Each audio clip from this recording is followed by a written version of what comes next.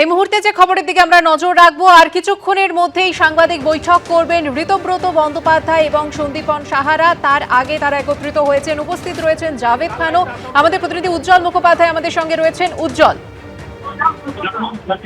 দেখো, সেটা হচ্ছে যে গতকাল এই কেন্দ্রে মানে আমরা যে বাড়িতে বসে রয়েছি এটা হচ্ছে স্বর্ণকমল সাহার বাড়ি এবং তার এখন বিধায়ক পুত্র সন্দীপন সাহা তিনিও এখানে থাকেন। গতকাল কেন্দ্র থেকে তার বাড়ির সামনে একটা বিক্ষোভ তৈরি হয় এবং বলা হয় যে বিজেপির একটি গোষ্ঠীর পক্ষ থেকে এই বাড়ির সামনে দীর্ঘক্ষণ ধরে তারা বিক্ষোভ দেখান, তারা স্লোগান দেন এবং যে স্লোগান এখন গোটা রাজ্যে শোনা যাচ্ছে চোর স্লোগান, সেই স্লোগানও এখানে দাঁড়িয়ে দেওয়া হয়। এই ঘটনার পর গতকাল রাতে ঋতব্রত বন্দ্যোপাধ্যায়, সন্দীপন সাহা সহ তৃণমূল কংগ্রেসের কয়েকজন বিধায়ক তারা সিদ্ধান্ত নেন যে এই ঘটনার তারা প্রতিবাদ করবেন।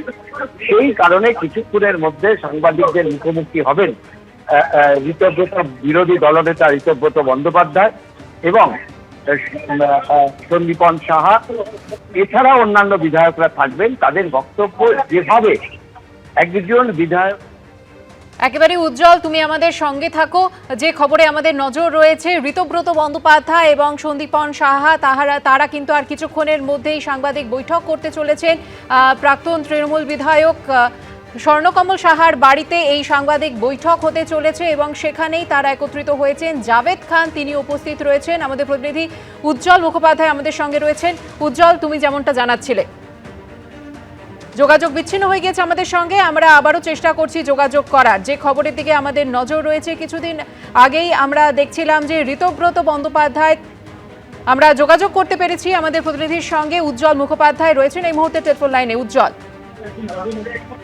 দেখো, গতকালের এই ঘটনার তারা প্রতিবাদ জানাবেন এবং তারা মনে করছেন যে যেভাবে একজন বিধায়কের বাড়ির সামনে এসে কোনো কারণ ছাড়া যেভাবে বিক্ষোভ দেখানো হয়েছে, যে অশ্লীল শব্দ ব্যবহার করা হয়েছে, এটা তাদের প্রতিবাদ। বিরোধী দলনেতা তিনি আছেন এখানে সন্দীপন সাহা, যিনি এই এন্টালি কেন্দ্রের বিধায়ক, এবং উপদলনেতা তিনিও এখানে উপস্থিত আছেন, তিনিও সাংবাদিক সম্মেলন করবেন।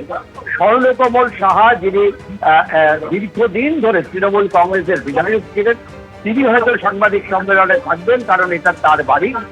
এছাড়াও জাভেদ খান সহ অন্যান্য তৃণমূল কংগ্রেসের বেশ কয়েকজন বিধায়ক তারাও এখানে উপস্থিত থাকবেন এবং গতকালের ঘটনার তারা প্রতিবাদ জানাবেন, এমনটাই কিন্তু জানা যাচ্ছে। তাদের যেটা অভিযোগ যে একেবারে কোনো কারণ ছাড়া তাদের বাড়ির সামনে বিক্ষোভ দেখানো হয় এবং কয়েকজন বিজেপি নেতা তারা নির্দিষ্ট করেছেন যাদের নেতৃত্বে এই ঘটনা ঘটে, ফলে একেবারে সরাসরি তারা এই অভিযোগ জানাবেন যে একজন বিধায়কের বাড়ির সামনে এই ধরনের বিক্ষোভ, এই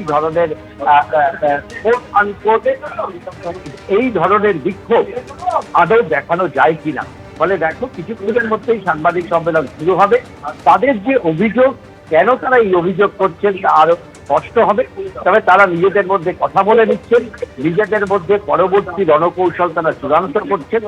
গতকাল যখন এই ঘটনা ঘটছে তার কিছুক্ষণ আগেই কিন্তু বিধানসভায় বসেছিলেন তৃণমূল কংগ্রেসের বিধায়করা এবং সেখানে ঋতব্রত বন্দ্যোপাধ্যায় এবং সন্দীপন সাহা এই দুজনকেই তৃণমূল কংগ্রেস বহিষ্কার করলেও তৃণমূল কংগ্রেসের ৫৮ জন বিধায়ক তারা ঋতব্রত বন্দ্যোপাধ্যায়কে বিরোধী দলনেতা হিসাবে চান এবং সেই মর্মে তারা অধ্যক্ষকে চিঠি দেওয়ার পর অধ্যক্ষ খুনমোহর দিয়েছে। মানে রাজ্যের বিরোধী দলনেতা এই মুহূর্তে ঋতব্রত বন্দ্যোপাধ্যায়, তারা যখন এই মিটিং করছিলেন তার কিছুক্ষণের মধ্যেই খবর আসে যে এখানে বেশ কিছু ঘটনা ঘটছে।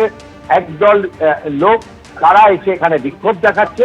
এই ঘটনার রাতেই প্রতিবাদ জানানো হয় এবং এখন সাংবাদিক সম্মেলন করে যেভাবে এই বিক্ষোভ দেখানো হয়েছে, যেভাবে এখানে গন্ডগোল সৃষ্টি করার চেষ্টা হয়েছে, তার প্রতিবাদ জানাবেন বিরোধী দলনেতা সন্দীপন সাহা সহ তৃণমূল কংগ্রেসের কয়েকজন বিধায়ক। ধন্যবাদ উজ্জ্বল। এবিপি আনন্দ এগিয়ে থাকে, এগিয়ে রাখে।